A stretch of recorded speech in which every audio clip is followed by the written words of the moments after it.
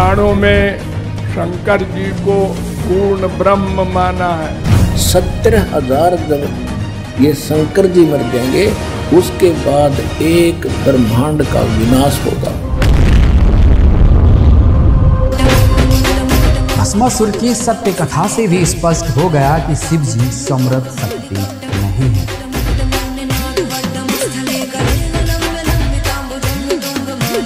मैं ओम का मंत्र का ओम और ओम नमः शिवाय, ये दो मैं हमेशा इनसे जुड़ी रहती हूँ। इन्हीं का जाप सबसे ज्यादा हो रहा है। हरे राम रामा रामा हरे हरे, हरे कृष्णा कृष्णा कृष्णा हरे। यही नाम भोले बाबा को मिला है नाम जप करने के लिए।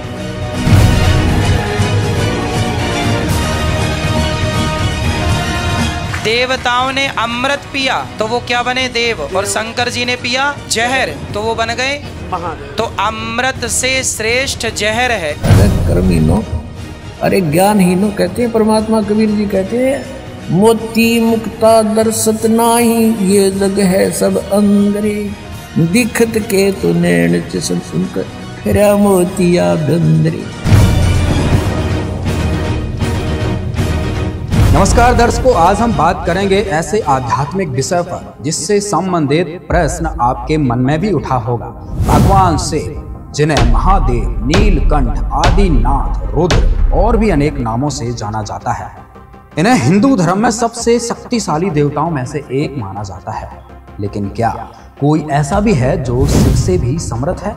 इस प्रश्न का उत्तर जानने के लिए एक तरफ हम हिंदू धर्म गुरुओं के विचार सुनेंगे और दूसरी तरफ संत रामपाल जी महाराज जी के विचार सुनेंगे, और फिर शास्त्रों को आधार मानकर निर्णय निकालेंगे कि शिव से भी समृद्ध कोई है भी या नहीं, और यदि है तो वो कौन है। तो आइए सबसे पहले सुनते हैं हिंदू धर्म गुरुओं के विचार कि वो शिव जी के विषय में क्या कहते हैं। सब हैं देव, सब ने पिया अमृत तो सब बन गए देव। शंकर जी ने पिया जहर तो शंकर जी बन गए देवाधिदेव महादेव। इसलिए देवताओं ने अमृत पिया तो वो क्या बने देव, और शंकर जी ने पिया जहर तो वो बन गए महादेव। तो अमृत से श्रेष्ठ जहर है। मैं ओम का मंत्र का ओम और ओम नमः शिवाय, ये दो मैं हमेशा इनसे जुड़ी रहती हूँ। इन्हीं का जाप सबसे ज्यादा हो रहा है। जाप नहीं तो मन में भी चलता रहता है। तो मेडिटेशन इज प्रॉपर जाप, लाइक प्रोनाउंसिएशन वो साउंड, नहीं तो मेरे मन में भी ये चीज़ चलती रहेगी कि ओम नमः शिवाय ओम नमः शिवाय। कि मुझे ऐसा लगता है ये बहुत कि भगवान शंकर सबसे भोले भगवान माने गए हैं। गुस्सा आता है वो बात अलग है जब महाकाल का रूप लेते, अदरवाइज उसके अलावा सबसे शांत भगवान माने गए हैं। हर वक्त समाधि में, हर वक्त खुद मेडिटेशन में ही बैठते हैं, इसलिए उनका नाम सबसे ज्यादा लेने को। भगवान शिव अविनाशी हैं और हमारा मत कहता है कि शंकर जी और भगवान विष्णु जी दोनों एक ही हैं। शंकर जी अर्धनारेश्वर हैं, आधी अम्बा है आधे शिव हैं, इसलिए उनका नाम अर्धनारेश्वर है। वैसे उनमें ही दोनों पूर्ण है, तो उनमें श्रद्धा कहे तो केवल शंकर जी में निष्ठा रखिए। जिसे मनुष्य जीवन मिल गया और उसने अपनी आत्मा के कल्याण के लिए अपने जीवन को उपासना में लगा दिया, वो शिव है।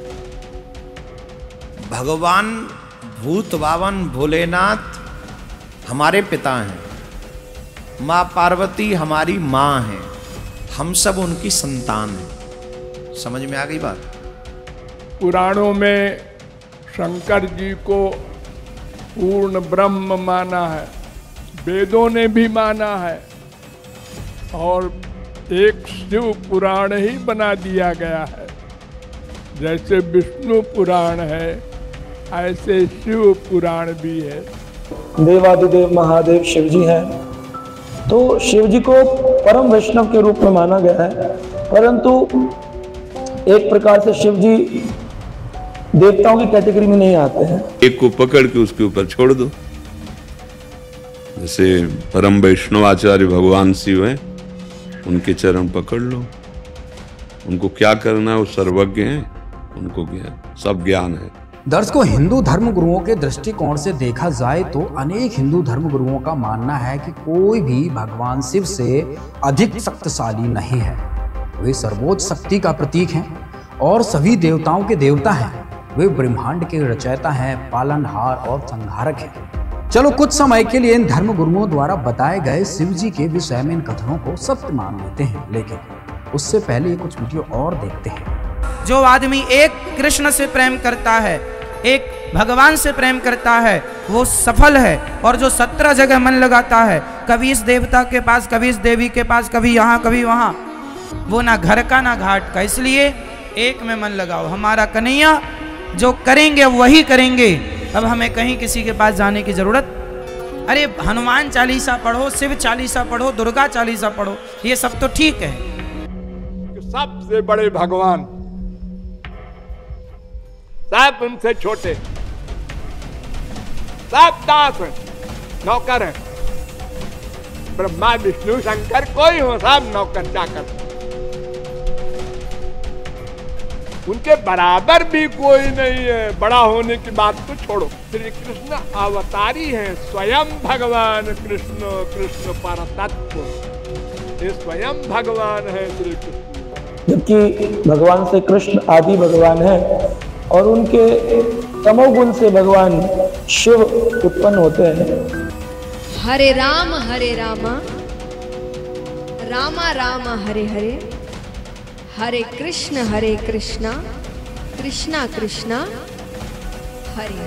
सिर्फ इसी नाम जब से भगवान मिल जाएंगे। और विचार करिए, ये राम नाम, यही नाम भोले बाबा को मिला है नाम जप करने के लिए, और यही नाम हम और आपको मिला है। हमारी इस आत्मा के पति जो हैं वो गोलोकवासी श्री कृष्ण हैं। और फॉर योर का इंफॉर्मेशन माय डियर, इसका मतलब क्रिएटर एक है, हम सबको स्त्री बनाकर भेजा उसने। और इन आत्मा का जो पति है वो श्री कृष्ण है, उसके अलावा कोई नहीं। तो जिस व्यक्ति की जिस इष्ट में जितनी निष्ठा हो जाए, उस व्यक्ति के लिए वही सब परमात्मा है। उसी भगवान में सबके दर्शन करना चाहिए।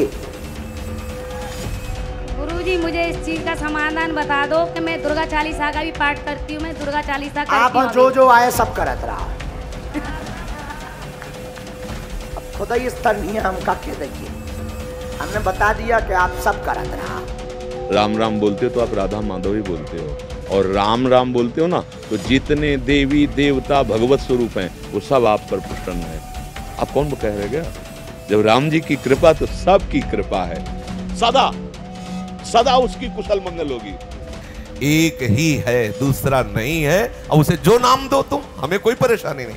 राम बोलो, कृष्ण बोलो, हरि बोलो, शिव बोलो, काली बोलो, काली उनका अवतार, कृष्ण उनका अवतार, राम उनका अवतार, हमें कोई परेशानी नहीं। दर्शकों, ये वीडियो देखकर आप सोच रहे होंगे इनकी कौन सी वाली बात सत्य मानी जाए, पहले वाली या दूसरे वाली। दर्शकों, इन धर्म गुरुओं के बहुमुखी अज्ञान से आज हिंदू समाज की फिरकी बनी हुई है। इसलिए आज हिंदू धर्म में इतनी विविधता देखने को मिलती है कि आम जन मानस को पता ही नहीं है कि कौन संत सत्य ज्ञान दे रहा है और कौन झूठ बोल रहा है। दर्शकों, आप इस वीडियो को अंत तक देखिए, आप खुद ही सच और झूठ का फैसला कर लेंगे, ऐसा हमारा विश्वास है, क्योंकि अब आप सभी पढ़े लिखे हैं। दर्शकों, सत्य का पता करने के लिए आगे बढ़ते हैं और जानते हैं कौन है शिव से भी समर्थ। आइए देखते हैं ये वीडियो।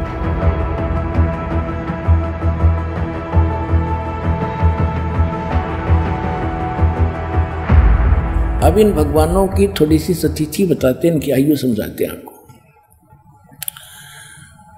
ब्रह्मा जी की आयु से आप परिचित हैं, क्योंकि ये हमारे भांड जो गुरु थे ये इतनी तब बताया करते थे कि ब्रह्मा जी की आयु 100 वर्ष की है। वो अब दास बताएगा वो 100 वर्ष बनते कैसे हैं, उनको तो ये भी ज्ञान नहीं था। जैसे एक चतुर्युग, ब्रह्मा जी का 1008 चतुर्युग का दिन और इतनी ही रात्रि होती है। इसकी उम्र का ऐसे कैलकुलेशन करनी पड़ती है। और एक चतुर्युग, सतयुग, त्रेता, द्वापर, कलयुग, चारों मिलाकर एक चतुर्युग कहलाता है। चतुर्युगी भी कहते हैं इसको। और इसके कुल मिलाकर एक, तो ऐसे 4 युगों का, चतुर्युग का टोटल टाइम कितना होता है? 43,20,000 वर्ष। 43,20,000 वर्ष एक चतुर्युग का। और ऐसे ऐसे 1008 चतुर्युग का ब्रह्मा जी का दिन।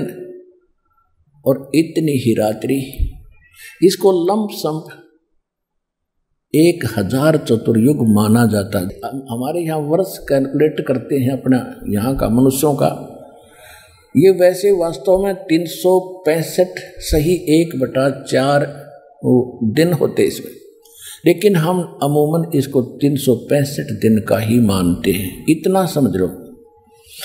वैसे 1008 होते हैं, और इसका आगे ऐसे इनकी आगे भी इसकी डिफाइन किया है कि एक इंद्र का शासनकाल 72 चतुर्युग का होता है, और एक ब्रह्मा जी के एक दिन में 14 इंद्रों का शासनकाल पूरा हो जाता है। तो 72 को 14 से गुणा करेंगे तो 1008 चतुर्युग होते। तो लमसम माना जाता है 1000 चतुर्युग का ब्रह्मा का दिन, इतनी ही रात्रि, ये दोनों मिलाकर समझो एक दिन रात बन गए ब्रह्मा के। ऐसे 30 दिन रात का महीना और 12 महीने का एक वर्ष, ऐसे बने हुए पीरियड से, और ऐसे 100 वर्ष की आयु है ब्रह्मा जी की। ओ तेरे की बताओ, अब हम तो 100 वर्ष हमारे गिन लो, ये कितने समय उसकी तुलना में। अब उसकी कैलकुलेशन ऐसे हटकर हम अन्य देवताओं की कैलकुलेशन नहीं कर सकते। अब ऐसे निकालेंगे, ब्रह्मा जी की आयु ऐसे बने हुए 100 वर्ष की होगी, ठीक है।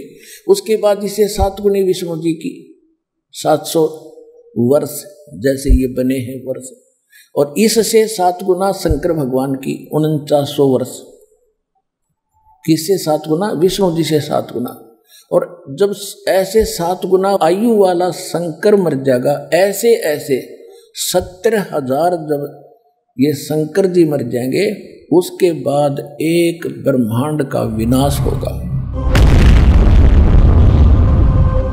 और इस गीता ज्ञान दाता की मृत्यु होगी।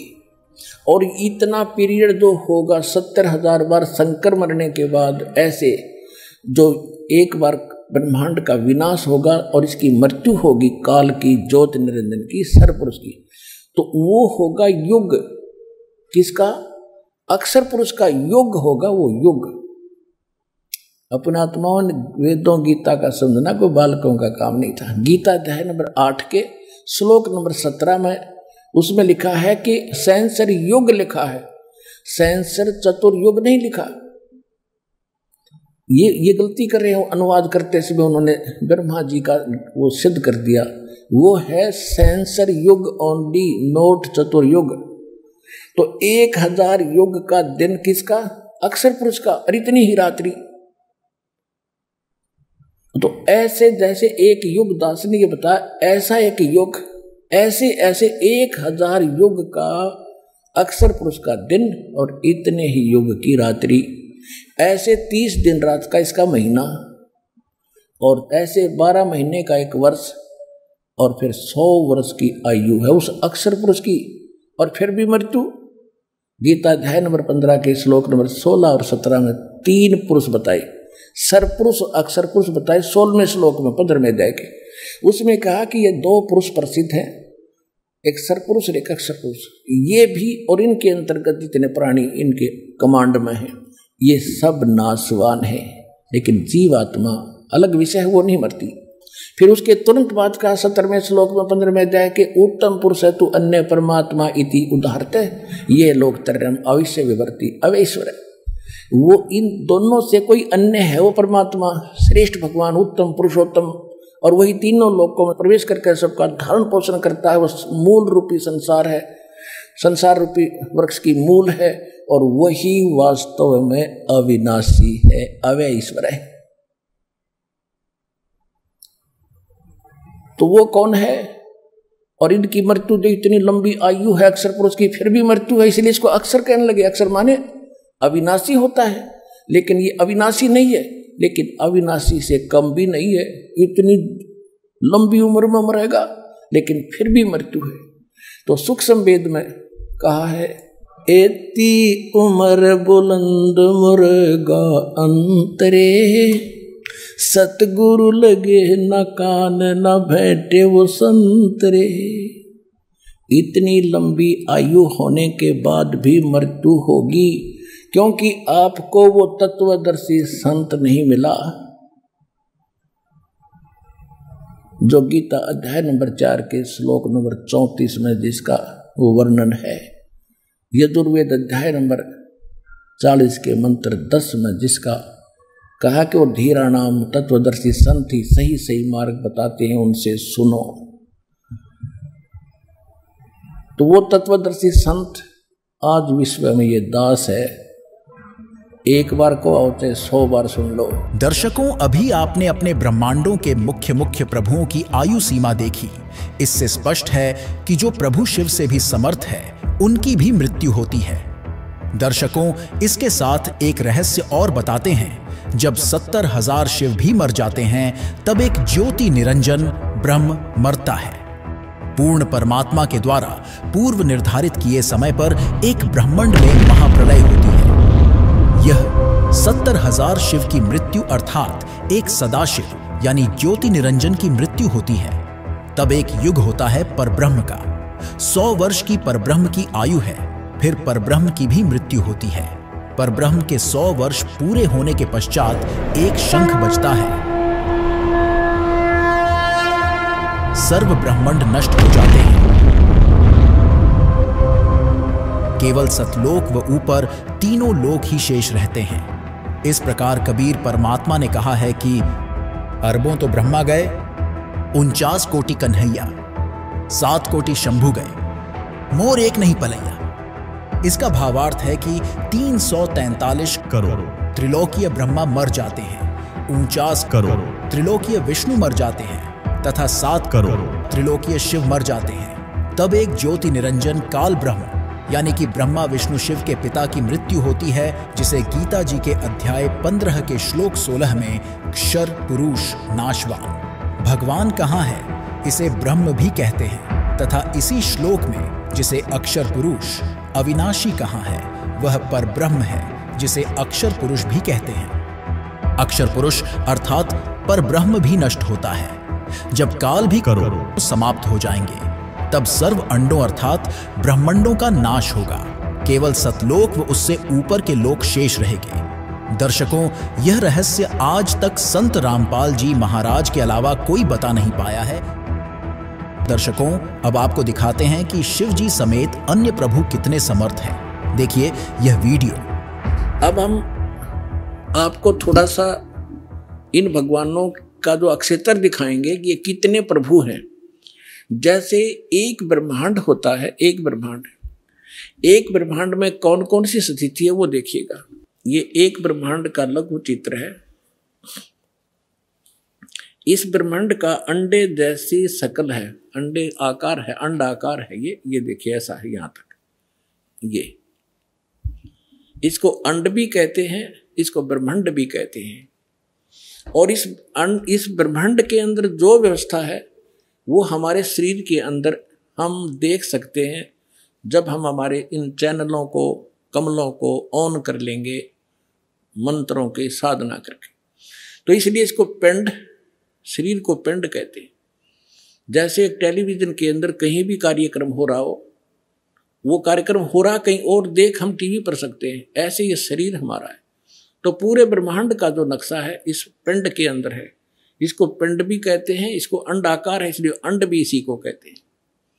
अरे राधा स्वामी वाले ये नकली पिंड अलग बताते हैं, अंड अलग बताते हैं, और ब्रह्मांड न्यारा क्या क्या पता नहीं इनको। ये देखिएगा, तो ये इस ब्रह्मांड के अंदर क्या क्या व्यवस्था है। नीचे से शुरू करते, ये 5 ये 7 हैं। तल, अतुल, वितल, महातल, अतल, सुतल, रसातल और पाताल लोक। और ये पृथ्वी लोक, ये ब्रह्मा का लोक, ब्रह्मा जी का लोक, विष्णु शिव जी का लोक, विष्णु जी का लोक, और ये स्वर्ग, और ये नरक, ये इंद्र का लोक, ये मानसरोवर, ये धर्मराज का लोक, और ये एक ब्रह्मलोक है इसके अंदर। ये सारा ब्रह्मलोक कहलाता है। इतना ये एक ब्रह्मलोक है। इसमें इसने क्या कर रखा है, नकली सतलोक, ये महाइंद्र काल द्वीप, फिर नकली सतलोक, नकली अलखलोक, और नकली अगमलोक और नकली अनामी लोक की रचना इस काल में करवा रखी। ये दुर्गा जी का लोक, यहाँ इसने गुप्त स्थान बना रखा है और इस गुप्त स्थान पर कोई नहीं जा सकता इस काल की रजा से बिना। ब्रह्मा विष्णु महेश का पिता है। इसने 3 स्थान बना रखे हैं, एक रजोगुण प्रधान अक्षेत्र, एक तमोगुण प्रधान अक्षेत्र, एक सतोगुण प्रधान अक्षेत्र, जिसमें ये रजो इस ब्रह्मा रूप में ये अपना ऐसा रूप बना लेता है ब्रह्मा जी जैसा, और दुर्गा को ये अपनी पार सावित्री के रूप में रखता है। इन दोनों के संयोग से इस रजोगुण प्रधान अक्षेत्र में रहते हुए जो पुत्र उत्पन्न होता है इसकी शकल जैसा हो जाता है, उसको ब्रह्मा नाम दे देता है और वो रजोगुण युक्त हो जाता है। इसी प्रकार ये सतोगुण युक्त स्थान है, इसमें स्वयं विष्णु रूप धारण करता है, दुर्गा को महालक्ष्मी रूप में रखता है। इन दोनों के संयोग से इस सतोगुण प्रधान क्षेत्र में रहने से जो पुत्र उत्पन्न होता है वो सतोगुण युक्त हो जाता है और उसका नाम विष्णु रख देते हैं। इसी प्रकार ये शंकर रूप बना लेता है, दुर्गा को पार्वती रूप में रखता है और इन दोनों के संयोग से तमोगुण प्रधान क्षेत्र में जो पुत्र उत्पन्न होता है वो तमोगुण युक्त हो जाता है। इसलिए रजगुण ब्रह्मा, सतगुण विष्णु और तमगुण शिव जी की उत्पत्ति करके ये फिर नीचे के लोकों का प्रधान बना देता है, इनको एक एक द्वीप दे देता है और ये तीनों भगवान केवल पृथ्वी लोक, स्वर्गलोक और इस पाताल लोक, इन 3 लोकों के ऊपर ही ये प्रभुता रखते हैं इस एक ब्रह्मांड में। बस इतने मालिक हैं, इतने स्वामी हैं। और ये जो ब्रह्म है इनका पिता सरपुरुष, ये केवल 21 ऐसे 21 ब्रह्मांडों का स्वामी है। ये देखिएगा, आप जी ने जो ब्रह्मांड देखा था ये वाला, अब ये समझो ये एक गेंद सी होगी और ये 21 ब्रह्मांड का अक्षेत्र है। इस सरपुरुष का गीता अध्याय नंबर 15 के श्लोक नंबर 16 और 17 वाले में 3 पुरुष हैं। ये सरपुरुष का अक्षेत्र है 21 ब्रह्मांड। ये एक ब्रह्मांड है जिसको गेंद दिखाई देती है आपको, गेंद सी। 5 ब्रह्मांडों को इकट्ठा करके इसने एक महाब्रह्मांड बना रखे है। ऐसे 4 ब्रह्मांडों में 20 महाब्रह्मांडों में 20 ब्रह्मांड रोक रखे हैं। इसके बाद इसने एक ब्रह्मांड जैसा क्षेत्र ये अलग से और है, ये तो लिखने के लिए समझाने के लिए अलग लिखा है। यहाँ भी इसने एक धोखा कर रखा है, नकली सतलोक, नकली अलखलोक, नकली अगमलोक और नकली अनामी लोक भी 21वें ब्रह्मांड में भी रचना करवा रखी है।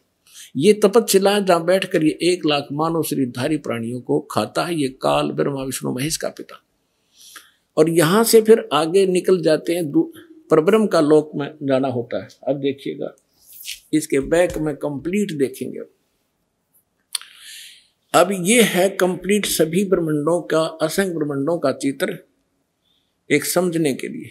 अब जो आपने देखे थे वो 21 ब्रह्मांड, अब ये है 21 ब्रह्मांड। ये सरपुरुष का क्षेत्र है, सरपुरुष का, बस इतना, ये इतना। और इसके बाद ये है परब्रह्म कहो, इसको अक्षर पुरुष कहो। इसे नेक्स्ट ब्रह्म जो है ये 7 संख्य ब्रह्मांड, इससे कई गुना बड़ा है। ये अक्षर पुरुष का केवल इतना ही अक्षेत्र है 7 संख्य ब्रह्मांड का, और ये है वो परम अक्षर ब्रह्म। असंख्य ब्रह्मांड का स्वामी ये असंख्य, ये छोटे छोटे दिखे सारे ब्रह्मांड हैं, सारे अलग अलग से। ये तो थोड़ा सा क्षेत्र इन दोनों का, और इस पूर्ण परमात्मा का असंख्य, इंक्लूडिंग दिस ब्रह्म एंड पर ब्रह्म, सरपुरुष और अक्षर पुरुष इंक्लूडिंग ये परमात्मा सब के ऊपर ओवरऑल कंट्रोल, कुल का मालिक है। ये है वो परम अक्षर ब्रह्म।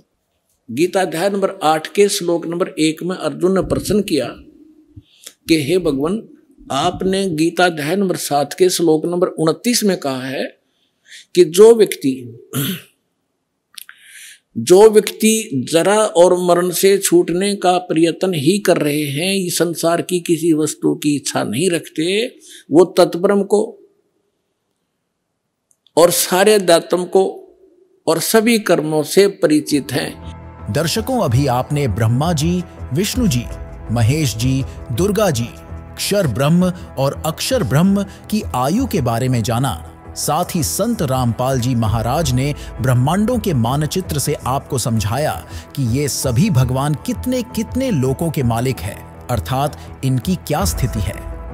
दर्शकों, इसके साथ आपको इनकी शक्ति के बारे में भी बता देते हैं। ब्रह्मा, विष्णु, महेश अर्थात शिव जी, इन तीनों भाइयों के 4 भुजाएं तथा 16 कलाएं हैं तथा इनकी मां प्रकृति देवी दुर्गा की 8 भुजाएं हैं तथा 64 कलाएं हैं।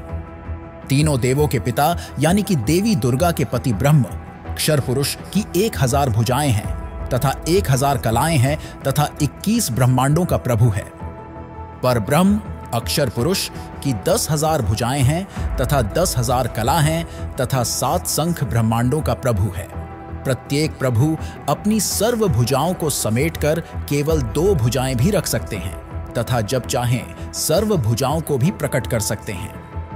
इससे स्पष्ट है कि शिव जी से समर्थ दुर्गा जी हैं और दुर्गा जी से समर्थ सदाशिव यानी ब्रह्म है और ब्रह्म से समर्थ पर ब्रह्म है और परब्रह्म से समर्थ परम अक्षर ब्रह्म है, अर्थात शिव जी से ऊपर 4 भगवान और हैं। इससे स्पष्ट हुआ शिव जी समर्थ भगवान नहीं हैं। दर्शकों, इतने सारे प्रमाणों से यह पता चल गया कि शिव से भी कई और प्रभु समर्थ हैं, जिनमें सबसे समर्थ परम अक्षर ब्रह्म है। ये परम अक्षर ब्रह्म कौन है, इसकी जानकारी वीडियो के अंत में हम आपको बताएंगे। लेकिन उससे पहले ये देखते हैं कि जो लोग शिव जी को सबसे शक्तिशाली भगवान मानते आ रहे थे या आज भी भगवान मानते हैं, तो भगवान शिव को समर्थ सर्वशक्तिमान मानने का कोई ना कोई पैमाना तो होगा। तो उस पैमाने को नापने के लिए शिव जी की कुछ लोक प्रसिद्ध कथाएं सुनते हैं, जिनको आपने हजारों बार सुना होगा। तो आज भी सुनकर स्वयं निर्णय करना कि क्या शिव जी समर्थ शक्ति हैं, जैसा कि हमें हजारों वर्षों से हिंदू धर्म गुरुओं द्वारा बताया गया। सुनिए रोचक कथा।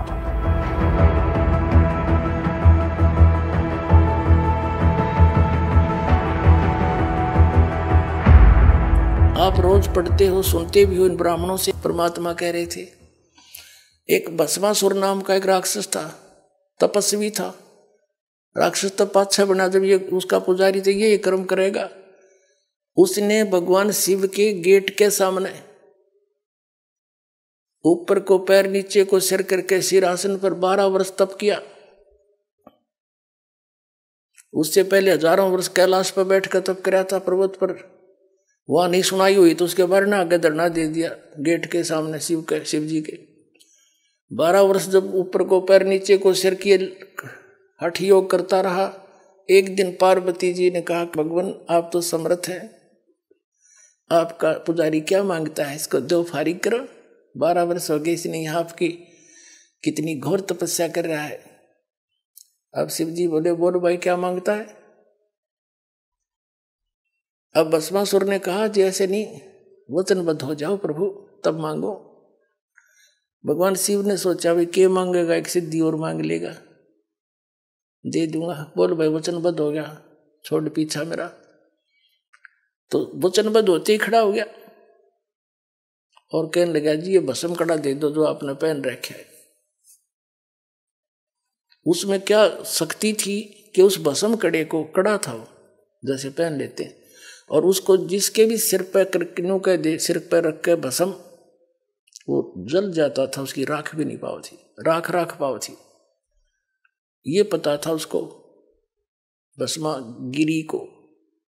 ये गिरी, पुरी, नाथ, नागा, ओगड़, ये सारे शिव जी तमोगुण के उपासक हैं। तो भगवान शिव ने सोचा जंगल में रहता है, साधक है, अपने बचाव के लिए लेता होगा। अब निकाल दिया, वचनबद्ध हो ही रहे थे कि ले भक्त ले ले। अब जब उसके हाथ में आ गया ना भस्म कड़ा, तब वह त्योर बदल गया और हंसा एक दुष्ट की तरह, हा हा हा, ले शंकर हो ले होशियार, तुझे भस्म करूंगा और पार्वती को पत्नी बनाऊंगा। मैं इसी उद्देश्य से भक्ति कर रहा था। अब कबीर साहब कहते हैं कि माता को घर नहीं ठहराई। ऐसे दुष्ट अपनी माँ को, यानी जिसकी पूजा करे उसकी पत्नी तो माँ के तुल्य होती है, और उस पर नजर बुरी। और कहते हैं शिव शंकर से योगी समझ नहीं पाए, ये को बदलिए बैठा है। तो ये अंतर्यामी भी खाक थे, ये ब्रह्मा, यो विष्णु शंकर भगवान के अंतर्यामी थे ये। और इनको मृत्युंजय कालज सर्वेश्वर अजरो अमर है, ये महिमा गाया करते हमारे आचार्य शंकराचार्य, ये नकली गुरु। अगर ये विनाशी होता तो भस्मागिरी का आगे भागता क्यों? जब भस्मागिरी ने कहा कि बोले होशियार आ लिया हूं, तुझे मारूंगा, पार्वती को पत्नी बनाऊंगा, भगवान शिव ने खड़ी डांग ठोक दी, फुल स्पीड तो भाग लिया डर के। क्यों तो कसाई आ गया, सचमुच इसने तो आंख बदल गया एकदम। आगे आगे भगवान और पीछे पीछे पुजारी 10 सपाट पटया। अब पुण्यात्माओं वो तो आगे जाके भगवान आए, पूर्ण परमात्मा पार्वती रूप बनाया और खड़ा हो गए। उनसे कहा कि क्यों भाग रहे, आ जाओ। अब वो थोड़ा निकट थोड़े आएंगे शंकर जी, आओ बैठो यहाँ बात करेंगे, मैं भी आपको बहुत चाह रही थी। अब डट गया, अगले में बात बढ़ेगी बस, ठीक है शिव जी ताना नहीं, जब तक मेरे हाथ में कड़ा है 2 बात कर लूँ। पार्वती रूप में भगवान बोले कुछ डांस करके दिखाओ कि मैं बात बने, यानी कुछ प्रसन्न हूँ मैं तेरे से। अब भगवान वो भस्मागिरी कहने लगा मैं तपस्वी आदमी, मुझे डांस टूंस तो आता नहीं। पार्वती रूप में भगवान बोले ले मैं सिखाता हूँ तुझे, मैं सिखाती हूँ, इस हाथ को ऐसे कर, इस पैर ना आगे कर, ठू ठू ऐसे कर, ये हाथ और ऊपर कर और ऊपर कर। जो जिसमें वो ले रहा था ना बसम कड़ा, उसके सिर पा लिया ना, जब कह दिया बसम और रिमोट दबा दिया, वो भस्मागिरी की राख होगी, मर गया। फिर विष्णु रूप धारण किया उस परम पिता ने, इनके ये संकट में उस मालिक ने याद करे, और विष्णु रूप धारण करके शिव जी के पास गया कि डट जा भोलेनाथ, क्यों भाग रहे हो। शिव जी कहते हैं भाग ले विष्णु, आजा जल्दी जल्दी। वो पीछे आने लग रहा है दुष्ट, मेरे से धोखे से उसने वचनबद्ध करके भस्म कड़ा ले लिया, मैंने आपत मोल ले ली। तब कहा विष्णु रूप में परमात्मा ने कि रुक जा, ये तेरा कड़ा ले, और मैंने वो भस्म कर दिया। सचमुच हाँ, चल तेने उसकी राख दिखाऊं। जब उसकी ऐस देख ली ना, राख देख ली शंकर भगवान की, जब दिल की धड़कन ठीक हुई, हरिचना विनाशी बतावे अजरो अमर थे मृत्युंजय कालज। अब पुण्यात्मा इससे दुष्ट और क्या होगा, अपनी माँ को तो पत्नी बनाने की चेष्टा करे, हर जिसकी पूजा करे उसका दुश्मन बन गया। राक्षस स्वभाव को धारण किए मनुष्यों में नीच दूषित कर्म करने वाले मूर्ख, ये कैटेगरी है इन लोगों की, तीनों गुणों के उपासकों की। दर्शकों, इस भस्मासुर की सत्य कथा से भी स्पष्ट हो गया कि शिव जी समृद्ध शक्ति नहीं है। अब एक सवाल आपको झकझोर रहा होगा, फिर कौन है सबसे समृद्ध परम अक्षर ब्रह्म जो शिव से भी समृद्ध है, दुर्गा जी से भी समृद्ध है, और शिव जी के पिता यानी सदाशिव से भी समृद्ध है, और पर ब्रह्म जो 7 शंख ब्रह्मांडों का मालिक है उससे भी समृद्ध है। तो वो कौन है, जानने के लिए सुनिए जगत गुरु तत्वदर्शी संत रामपाल जी महाराज के विचार।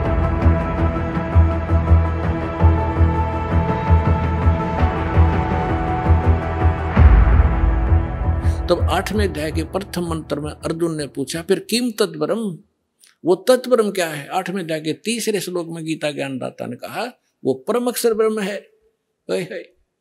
एक सरब्रह्म 21 ब्रह्मांड का स्वामी, इसको सरपुरुष कहो, सरब्रह्म कहो। फिर अक्षर ब्रह्म, उसको अक्षर पुरुष कहो, अक्षर ब्रह्म कहो, वो 7 शंख ब्रह्मांड का स्वामी अभी आपको दिखा था। और वो उत्तम पुरुष तू अन्य परमात्मा इति उदाहरते 15वें अध्याय के 17वें श्लोक में, या गीता अध्याय नंबर 8 के श्लोक नंबर 3 में कहा कि वो परम अक्षर ब्रह्म है।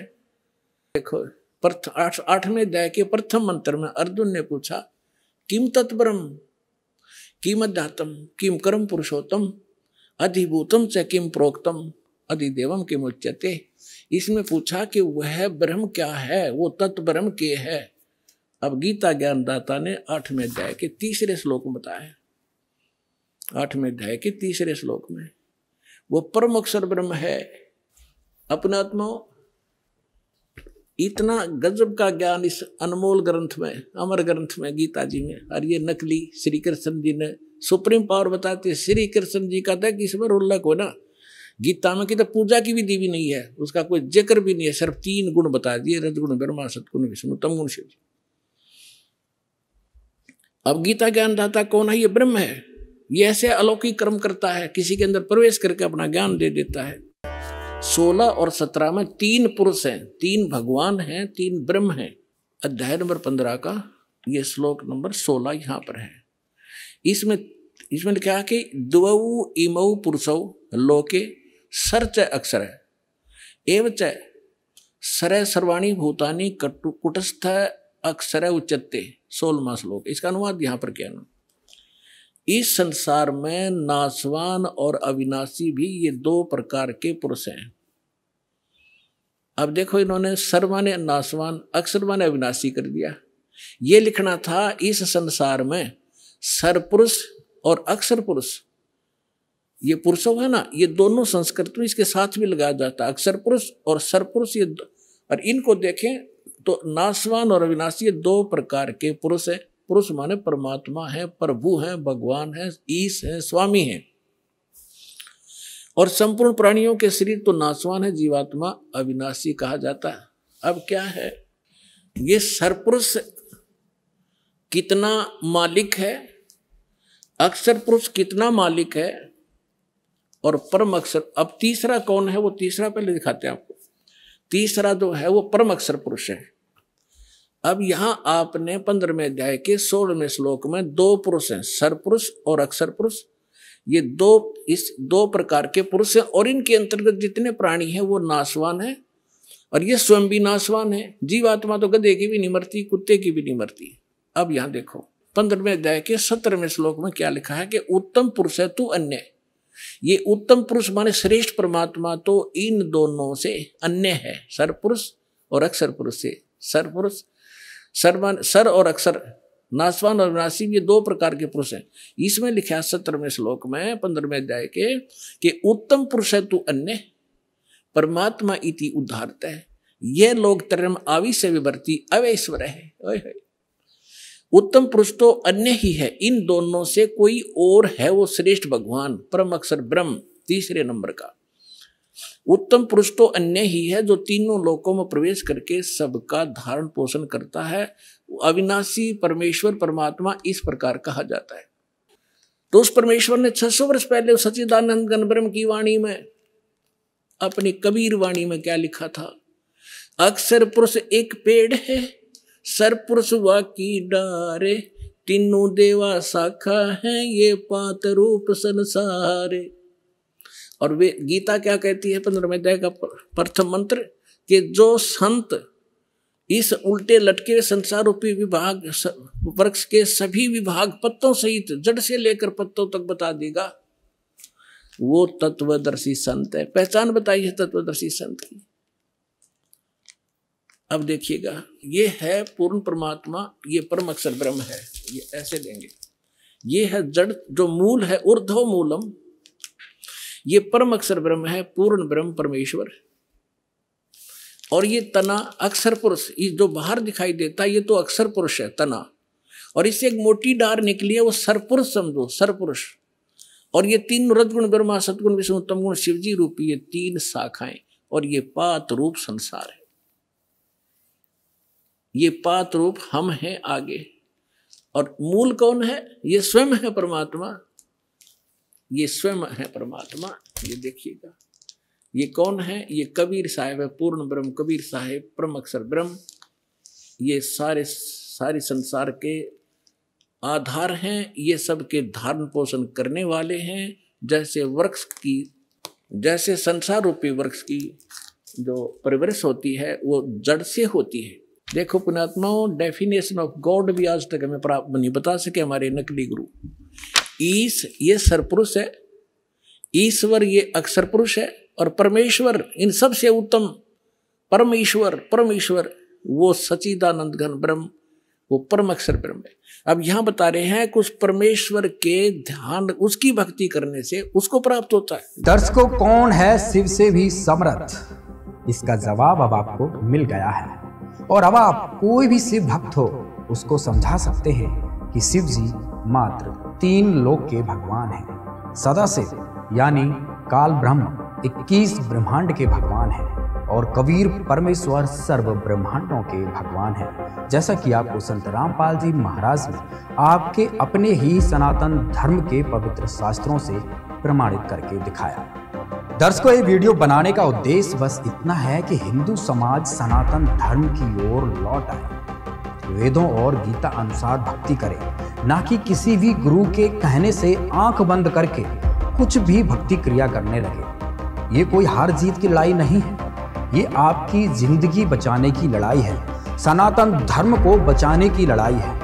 सत्य दिखाना हमारा कर्तव्य है।